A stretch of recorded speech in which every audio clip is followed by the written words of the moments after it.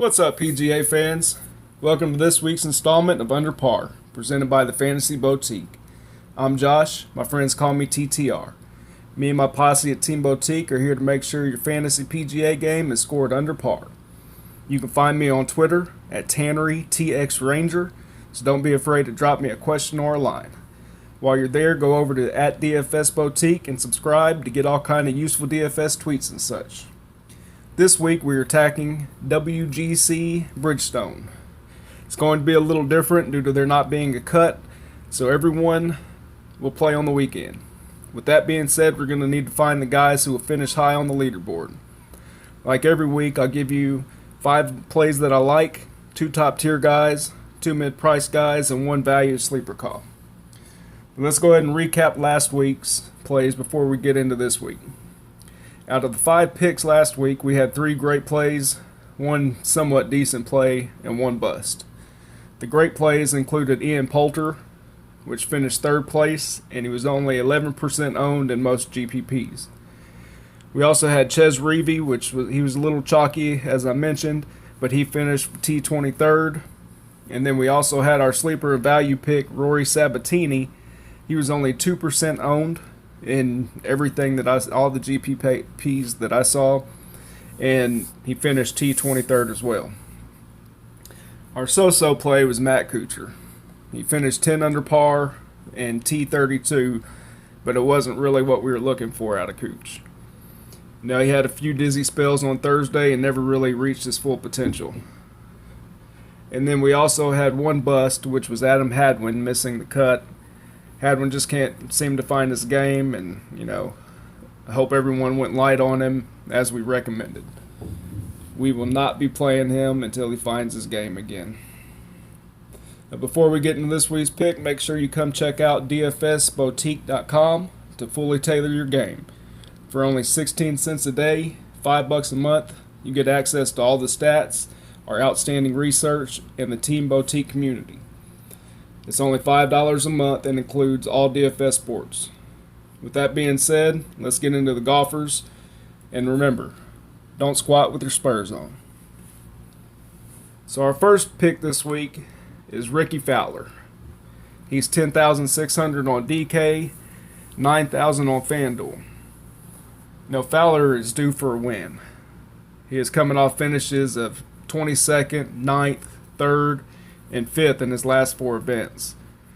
He's accurate off the tee and is one of the best ball strikers on tour.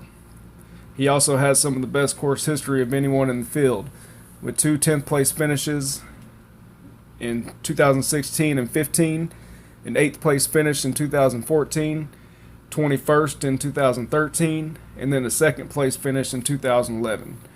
I'd be shocked if he didn't finish inside the top 10 this year. Some of his stats include 11th strokes gained tee to green, 9th strokes gained approach, 35th strokes gained around the green, 3rd strokes gained putting, 37th in driving distance, 47th in driving accuracy, 9th scrambling, 12th in ball striking, 13th in bogey avoidance, and 4th efficiency from 200 plus yards. Really like Rickie this week, and I'm firing him up. Next in the top tier is Hideki Matsuyama. He's 10-2 on DK and 8,700 on FanDuel. I'm really liking ball strikers this week, and Hideki fits the mold.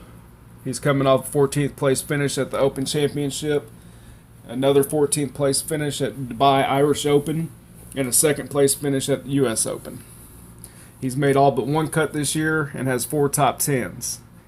Stats of Hideki's I like this week include 8th strokes gained tee to green, 10th strokes gained off the tee, 23rd strokes gained approach, 27th strokes gained around the green, 10th green in regulation, 18th in scrambling, 6th in ball striking, 7th bogey avoidance, and 18th efficiency from 200 plus yards.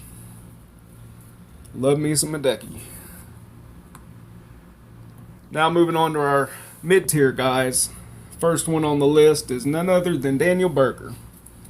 He's 8,300 on DK and 6,900 on FanDuel. Berger really left a bad taste in people's mouths at this event last year. and killed a ton of lineups due to withdrawing from the event after hitting one tee shot. I know a lot of people are still bitter about that one. I don't see that happening again this year. I do expect Berger to be a little chalky, high owned, but for a good reason. He's playing some really good golf and has 3 top 5 finishes in his last 5 events. Stats of Berger's I like include 29th strokes gained tee to green, 37th strokes gained off the tee, 13th strokes gained approach, 14th strokes gained putting, 34th in green and regulation, 27th in scrambling, 23rd in ball striking, 24th bogey avoidance, 54th efficiency from 200 plus yards. Fire him up. Next on the mid-tier list is Russell Henley. He's 7,100 on DraftKings and only 5,200 on FanDuel. Henley's another great ball striker. You see a pattern here? I absolutely love ball strikers this week. He has 3 top 10s this year, but he also has some good course history for his price, including a T17, T41, T27 in his last 3 outings on this course. I won't go all in on Henley this week, but I will have a decent amount of exposure. His stats that I like include 43rd strokes gained tee to green, 27th strokes gained off the tee, 9th strokes gained putting, 59th driving accuracy, 20th green and regulation, 9th ball striking, 14th bogey avoidance, and 10th efficiency from 200 plus yards. Then last but not least, I'm going to go into our sleeper value pick. I'm going to go ahead and go risky again this week. It paid off really well last week with Rory Sabatini, and this week we're going to go with Brandon Steele. He's 6,700 on DK and a low price of 4,900 on FanDuel. He is coming off 2 back-to-back missed cuts, and that alone should keep his ownership low. Last 2 events are the only cuts he's missed this whole year, and I'm looking for a big bounce back this week. Steele has top 10 upside, and when he hits, it's going to be really big for our lineups.